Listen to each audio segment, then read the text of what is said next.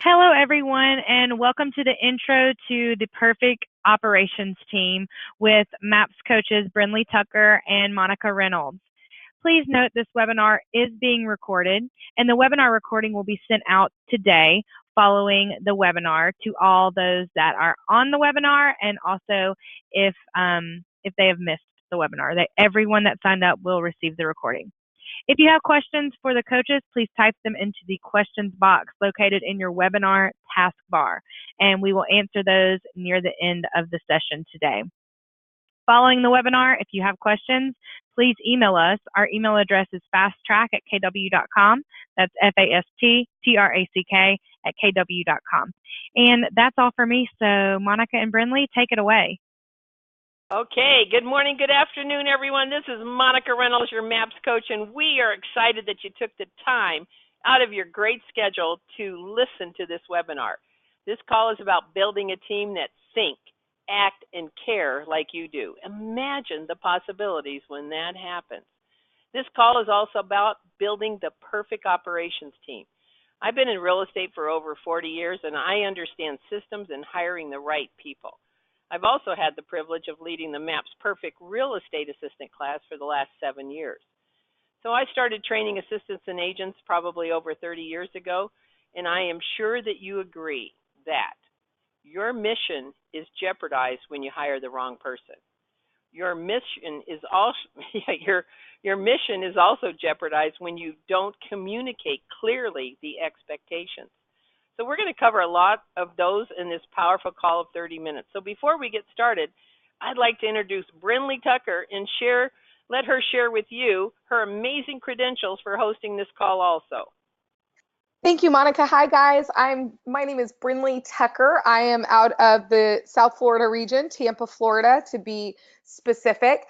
I am a MAPS coach that focuses primarily on directors of operations, listing managers, transaction coordinators.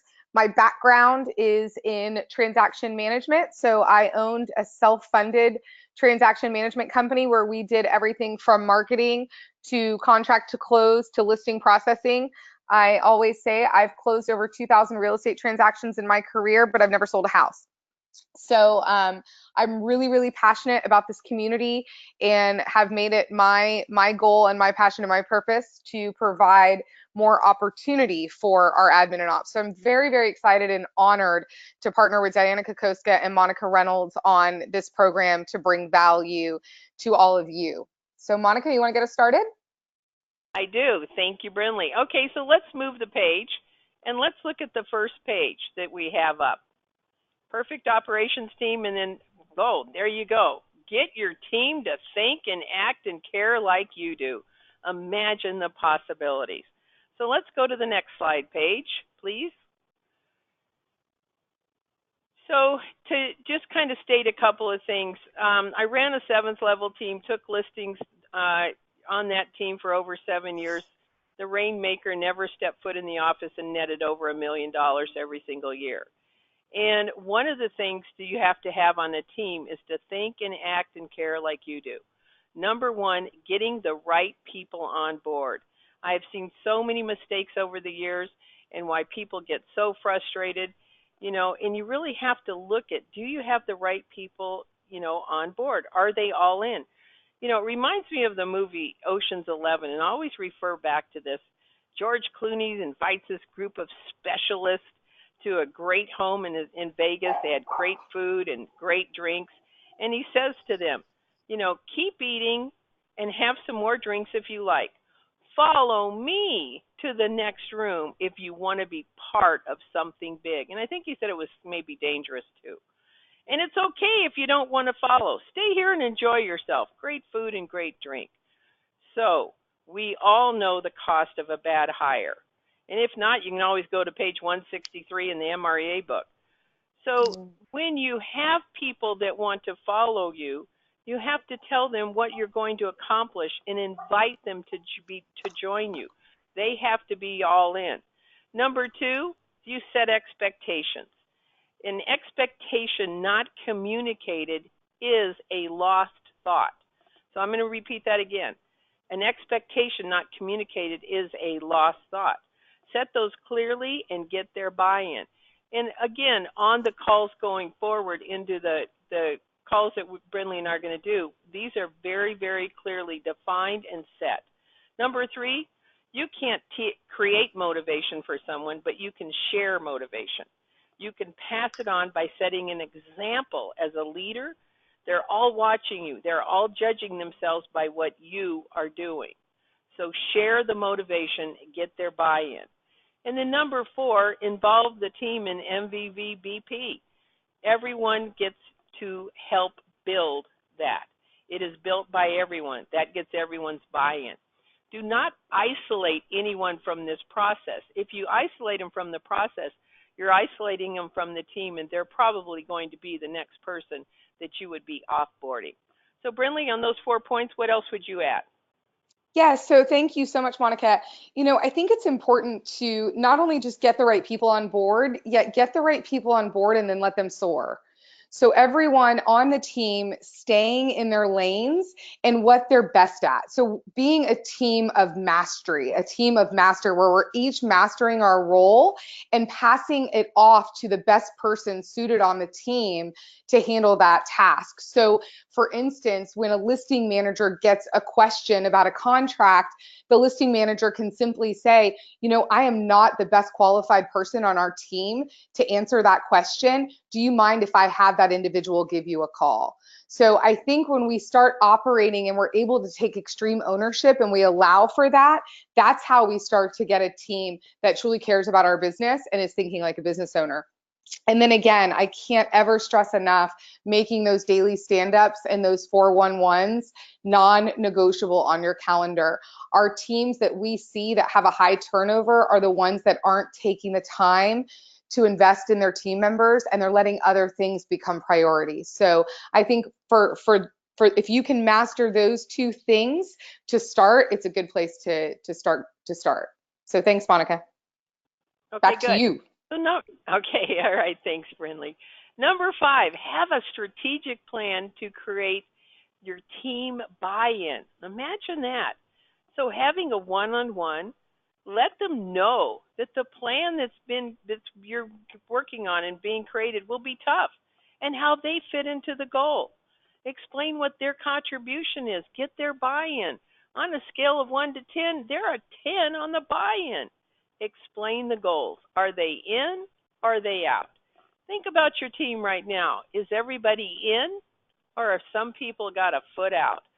So number 6, execute daily stand-ups and weekly 411s, which Brindley mentioned.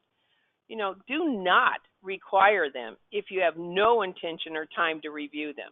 There is nothing worse than requiring people to do something that you are not taking the time as a leader to review and to scrutinize and to give feedback. Number 7, hold quarterly team events. Build the community, have fun, get to know them outside the business. All of these points we cover in the upcoming calls. Hold these quarterly team events. They can be about learning, they can be about growth, they can be just purely about fun. Number 8, create growth plans for them. So build those together. You need them to help build them so that they're buy-in, so you're just not saying, do this, learn that, work on this. Say, let's work out a plan together. Let's do a monthly growth plan. Let's have a business growth. Let's have a personal growth. You want to make sure that everyone on your team is moving forward and improving their skills and their knowledge base. Brindley, what else before we go to the next slide? Thank you, Monica. I think the 2 things I would add is with your quarterly team events, post them on social media. Blast them out to your database. They're amazing recruiting opportunities to recruit talent onto your team. When people see how much fun you're having at work, it attracts them to your organization. And then I'm with Monica on the growth plans. It's not just setting the goal. Are you following up with them? Do you know what's important to them and their families? Are you helping them to create generational wealth and legacy to leave? Because, Chris Juarez says it, people will join an organization for opportunity and they will leave an organization for opportunity. So are you continually providing that opportunity to keep them? Good. All right, next page. Page. I always like that. Page. Okay, look at this one. The 7 most important points in building an operations team. Number 1, know your budget. Does it support another hire? Do you have money in your reserves? There's no sense in getting caught up in, oh, I'll just figure it out as I go. No, we don't figure it out as we go. Do you have money in your reserves? Number 2, know your numbers. Do they support another hire? Is your business consistent enough to cover the salary? No problem. You must have a consistent business. Number 3, have a detailed and accurate, not a wish list, absolutely a detailed job description. Be clear, it's not a wish list. A great job description is also a training checklist. And it's something that you talk to that new applicant, the new person that you're hiring, and going through each line. Does this sound like something you would enjoy doing? Does this sound like you'd want to be part of this? And then number 4, have a 30, 60, 90-day plan. For every hire that you hire, do not wing this step. The 90-day probationary period, check it off as they accomplish and hopefully exceed the expectations. This is clearly one of the very, very best steps to lay the foundation for a great hire. And then number 5, what's really important about this is make sure your compensation plan is ready with clear pathways to achieve more and benefit more from their accomplishments and efforts. You do not want to wing this. You want to have an offer letter, a compensation letter that they sign off, and it's very, very clear how they win and how it's not a cul-de-sac salary job. Number 6, make sure your training is in place. So many agents hire without this step. I'm not sure why they do that. I don't know why they think that people can just figure it out. So training is absolutely critical, which leads us to number 7. It's about time. Do you have the time in your schedule to devote to hiring a team member who is excited about being part of something big, your big vision, your big mission? When you take the time and you have the structured time and you have a training schedule time, this absolutely sets the foundation. It shows that you're not winging it. You're not showing up here and there helter-skelter. Oh, yeah, I got to teach about that. Oh, yeah, I'll figure out some time to work on that. That is not the right way to do that. So, Brinley, what would you add before we go to the next slide? A 30, 60, 90 and a training plan are not the same thing. A 30, 60, 90 are the big rocks, the SMART goals. So making sure that they're specific, they're measurable, they're action driven, they're realistic and results driven, and they're timely. And the 30, 60, 90, the more specific and measurable that you make it, the easier it is to get out of business if the person is not achieving the result. So you're making it about the results and not about the individual.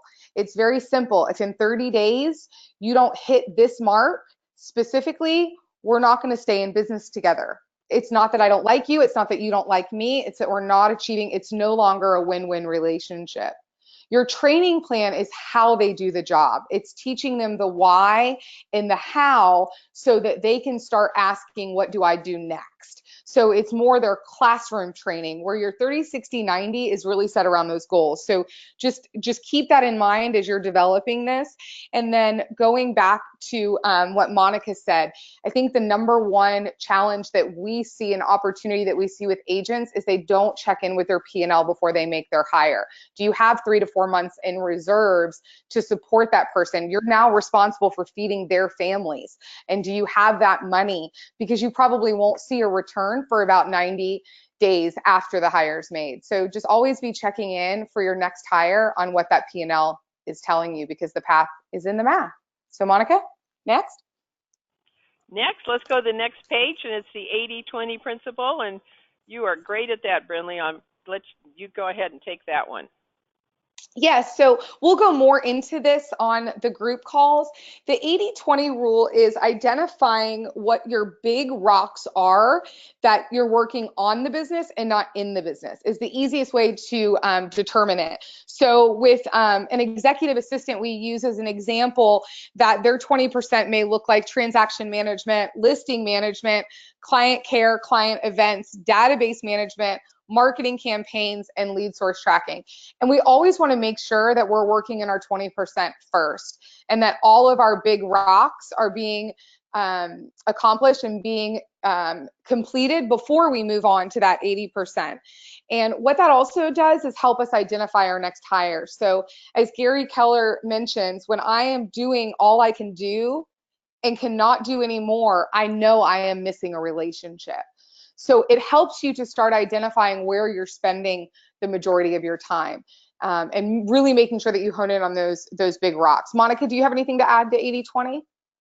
Yeah, on that 80/20, we do a really strong, deep dive into the schedule. So we make sure the schedule is really supporting that 20%. And what happens sometimes is that 80% starts creeping in more and more and more and more. So we make sure that the assistant absolutely understands what their schedule should look like for success of the 80/20 principle. Okay, so Paige, the next slide.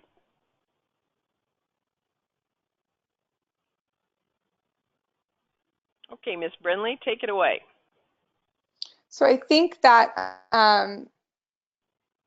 the most important thing is to determine what the roles look like. And when in this course, every 6 weeks is concentrated on a different role within the operations team. And so we're going to be going deep into what that role looks like. And as I was saying before, staying in your lane and knowing what your lane is. And so for a listing manager, what are their big rocks? What are the things that they need to be focusing on? What does their role look like? Transaction manager, same thing. What does their role look like? And then going on to the operations manager. And we get asked a lot of times, how do you know when to move that person into that next role or to hire that next role? And what does that look like? So once I have a listing manager and a transaction manager, what does my director of operations do? And we're going to be really diving deep into what that looks like and how that director of operations should be taking the business to the next level. Monica, do you have anything to add? You know, when you look at these roles, it doesn't mean that your listing manager can be a director of operations or wants to be. However, there's really it's a 50-50. A lot of people in these roles want to grow and move on. And it's okay if you've got a TC that goes, hey, I love this. This is what I want to do. I don't want to do anything other than this. And so it's okay if they don't move, but it's also okay to expose them to the opportunity of growth. And so owning each one of those roles. So what I like to see a director of operations is that they have at least sat in one of those seats, a listing manager or a TC seat, because they're going to be doing the training and recruiting of bringing on the next person. And so I really like them to have sat in that seat. But we give you all kinds of different possibilities. We see a lot of people who hire a director of operations completely out of the industry and do a very successful job. We have systems for either way. Okay, next slide, please, Paige. Go ahead. I'm sorry, Brindley, anything else? And Monica, I was just going to add, that's another reason this course is so great for folks, because we have had a lot of people come into that director of operations role from outside industries, and they never learned listing management. They never learned transaction management, finding it difficult to lead those individuals because they don't necessarily know what those roles look like. So this is a great course to go through to actually learn what you need to learn to inspect what you expect, right? Yeah, and the other thing, what's great is that if you have a listing manager who wants to be a director of operations, after this course, they may say, you know what, I like the director, that listing manager. I'll just stay here. So that happens too a lot. But that's better than making mistakes, as we all know it's costly. All right, so let's go to the next slide, please. And let's recap a couple of things. So if you're looking to build the perfect operations team, you have a lot of foundational pieces together. This group call is for you. So who should sign up for this class? Agents building a team. Director of operations, absolutely. Assistants who are perfect real estate assistant graduates. They've got the foundations. They've been through that 6-month course. They've got foundational pieces done. We speak at a higher level than the perfect real estate assistant. And if they're newer to the business, they absolutely should not come into this class first. They'll get lost. It'll be frustrating. Now, assistants moving to other seats on the team. So if you have an assistant who wants to move to the next seat, this would be a perfect. They want to go from listing manager to TC, perfect. Assistants working toward becoming a director of operations. And ultimately, you're going to have the whole systems to make that happen. When you have the hire who says, I'd like to grow to the next level, perfect. Anything else on who this class should be for, Brinley? I think it's for anyone that wants to take their business to the next level and start helping and developing their talent to start thinking like business owners. These individuals, go ahead, Monica. No, go ahead. Oh, I think you were just going to say it before I jumped and stepped on you. Sorry. So it's for what I had a couple of emails on. It's for individual agents who don't even have a team. They said, can I just come and listen to this class? I want to see where I want to eventually go. I want the knowledge. Now that, of course, was a high C, of course, I'm sure. And so I said, absolutely. It wouldn't hurt at all. Come and listen and come participate. Perfect. Okay, next page. So here's what we do. And one of the things that's really important is we do an extreme deep dive into the listing manager and transaction manager and director of operations. Everything from clarity on job descriptions, scripts. We give so many scripts. We just worked on a whole call with so many scripts, checklists, 30, 60, 90, systems that make everything more efficient digitally. And also for your paper users, we have paper options. So Paige, let's look at the next page, please. So what do the calls consist of? There are 6 deep dive calls on listing manager. There are 6 deep dive calls on transaction manager and 6 deep dive on director of operations. So if you've taken the perfect real estate assistant class, we spent 2 calls on listings and 2 calls on pendings and closings. So you can see how deep this goes. You know, some of you may not have a director of operation, and this call will teach one of your team members to become that person if that's where they want to go. Having someone come off the bench, that's absolutely the best way to go, as Gary Keller would tell you. We will also, which is so great, be interviewing live great mega team listing managers, transaction coordinators, and of course, director of operations. These will be live calls. They're not recorded. Now, the calls will be recorded for you to go back and listen to over and over again, but they're live calls. So these interviews are going to be inspiring, enlightening to you and your team, and we're going to have some samples of what each team is doing. Cut you out of the learning curve. You don't have to reinvent the wheel. These guys and gals are going to say, this is what works. Here's an example. Put it into place. So they are coming to share. You know, so Brinley and I have really worked hard over the last 4 months gathering all of our information together to make it an incredible, valuable call. This call is live again. The call is recorded so you can listen over and over and over again.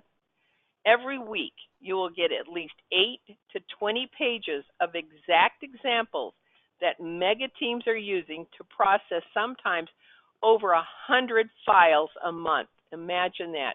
You're going to get those systems. We're going to take you out of the learning curve.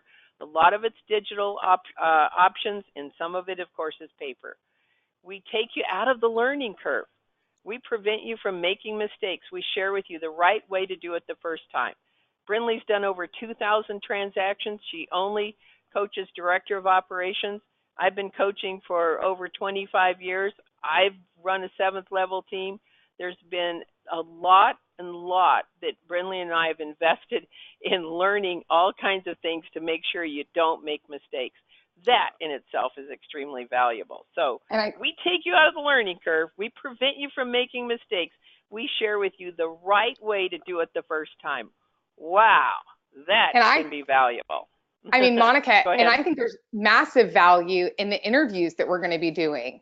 Every session for every role, we're going to be interviewing someone from a top team in Keller Williams to see how they do it. Talk to them about their challenges, where their systems broke before they went to the next level of their business and their production. So having that real life in the trenches experience, and hearing that is going to be a huge value for our participants and our students in this course. Absolutely. So the calls again are 60 minutes, about 15 minutes of live Q&A. In fact, if you have some questions now, put it through the chat box. I've got a few that came through to me earlier before the call. You'll get your questions answered immediately on the call.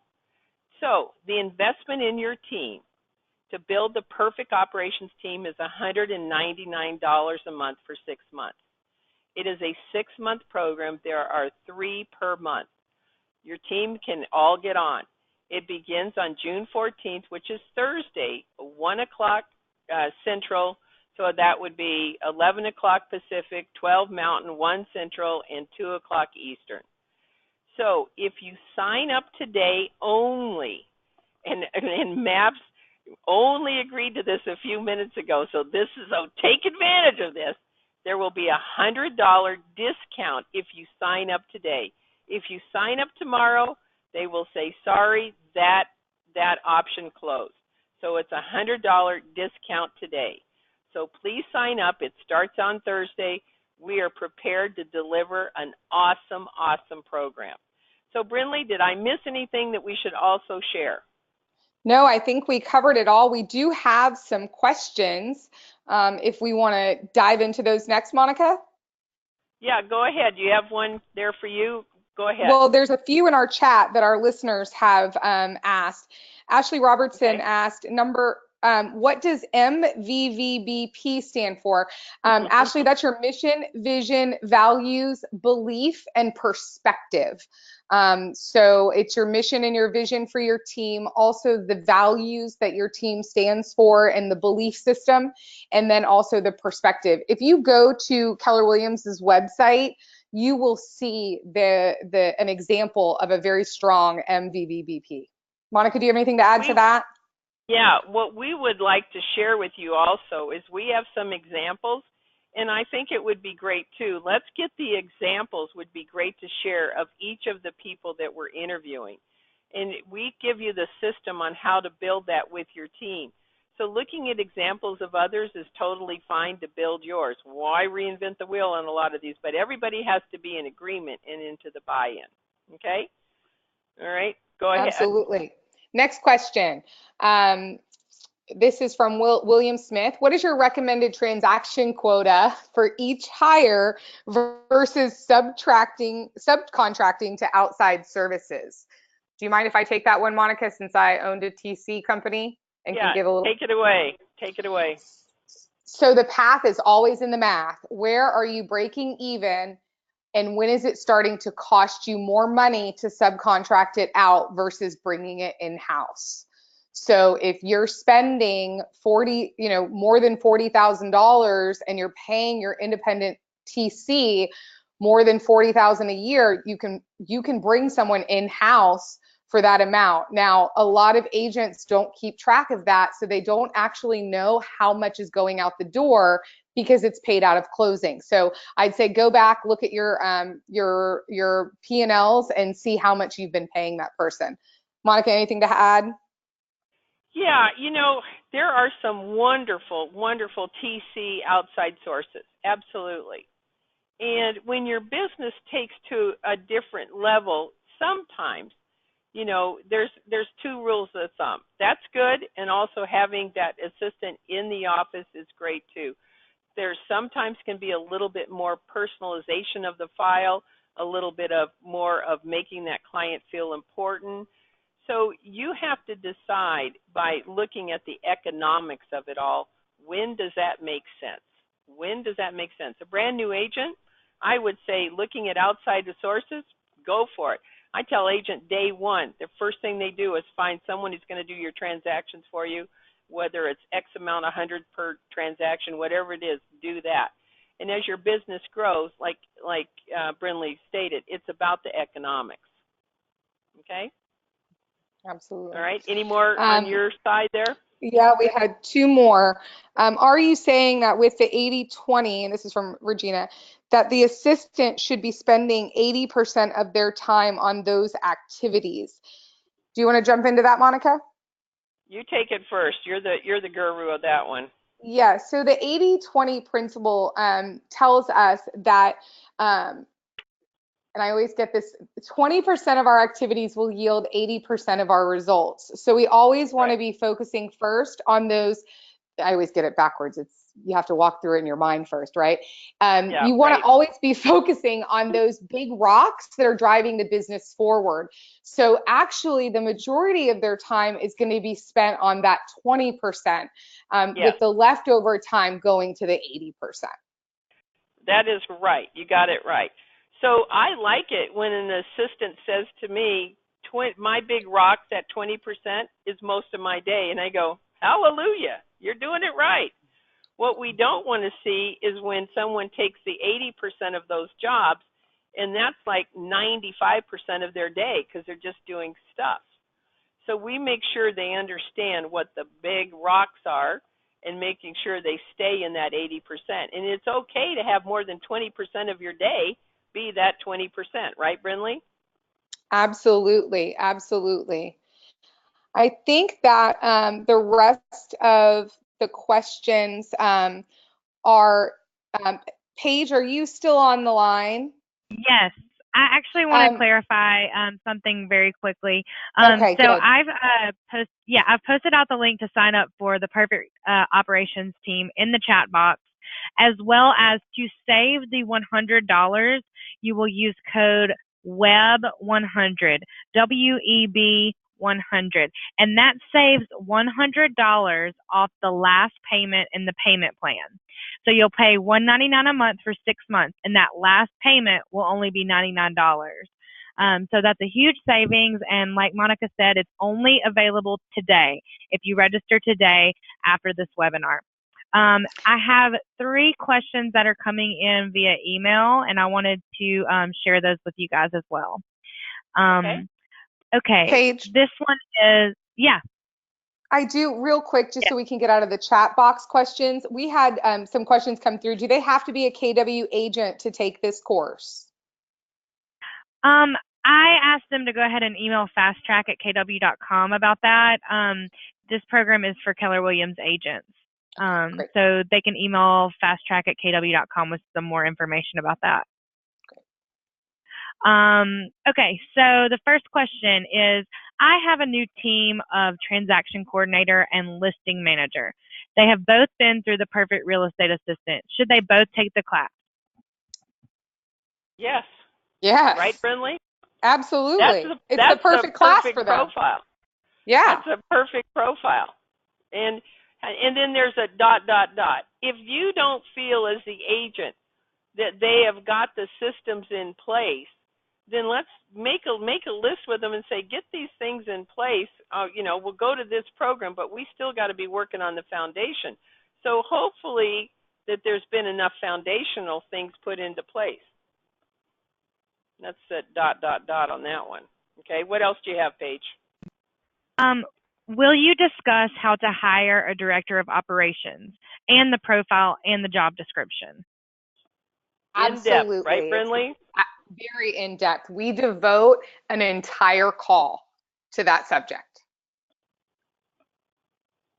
Amazing. You have every single one of those things filled out. Go ahead. Awesome.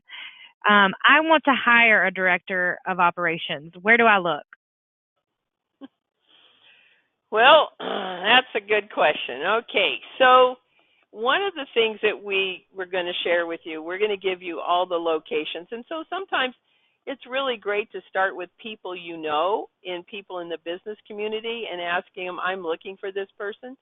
And you're always talking to everybody you know and say, my team is growing. I'm looking for a director of operations. You put it, you go out on the web and you go into the Indeed, you go into Facebook. It's every single person, your vendors, your affiliates. And of course, there's very structured ones that Wise Hire is another place to look. Sometimes they can help you with that in screening people. You just have to get the word out in every single piece, and we go through where you can find them. What else would you add, Brinley? I think that absolutely, we always want to start with our sphere of influence. Our unemployment rate is at the lowest that it's been in 17 years. And so we're already working against a small talent pool. So most likely the individual that you're looking for is not marketing themselves for an opportunity. So it's really getting out there exactly what you're looking for, what your opportunity, again, people come for opportunity and they leave for opportunity. What is the bigger opportunity that you can provide to these individuals? Everywhere you go, you should be searching for talent. And we're going to give you some tips on what to be utilizing when you go out, even when you're at a restaurant, how you can recruit talent sitting at the table. Yeah, and of course you're always looking at your bench. And if your bench isn't very strong, then you got to say to yourself, why isn't my bench strong? The other thing is that I just had a coaching call today, which is so funny, talking about this, about how the person put all these ads out and got a very little response. And I said, well, I think the unemployment rate nationally is 3.9% right now. So I said, you got to change up your ad and say salary plus generous bonuses, opportunity for growth, opportunity to build. You've got to say something that's going to entice someone who has a current job, who might be in a cul-de-sac of a salary and they can't go any further. Just say, there's no salary, caps. Unbelievable opportunity for growth, and so that's what you're going to have to be looking at now, is how do you get someone who has a job to go, wow, maybe I should look at this. So those ads all have to change with the word, like Brinley said, opportunity, growth, and generous bonuses, etc. Okay? All right. Anything else, Paige, Brinley? No, I think that about covers it. Okay, great. Yeah. Okay, you guys, sign up. Brinley and I would love to have you on the calls.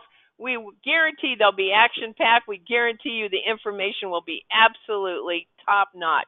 So thanks, everybody. We appreciate you being on. Thanks, Brinley. Thanks, Paige.